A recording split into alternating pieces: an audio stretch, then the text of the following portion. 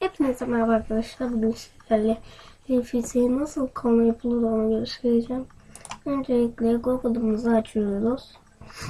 Bekleyelim. Evet, buraya ayağa kalk. Neden kalktın diyorsanız, çünkü benim şeyim var ya, diyeksiyonum var. LFS korna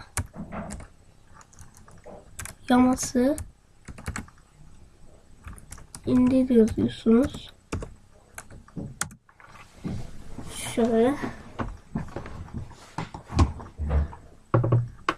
Burada arkadaşlar LFS Nuri Alço korna yaması indir LFS yama yazıyor.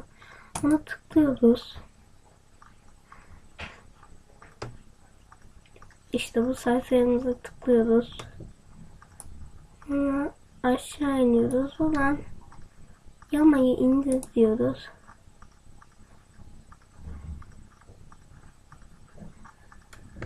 Evet, bekleyelim.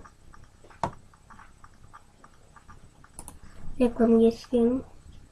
Evet arkadaşlar, karşınıza böyle bir şey çıkacak. Ben bu konuyu yapmadım ama siz bunu indirdim. Bu güzel bir konu. Sonra arkadaşlar bunu indirdikten sonra siz ağlardı diye bir şey yapamıyorum, çünkü ben öyle bir şey buldum. Bu da arkadaşlar LFS hava korunan var.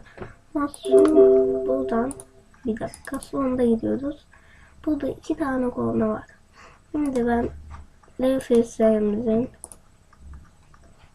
özelliklerden gelip dosya konumunu aç diyoruz.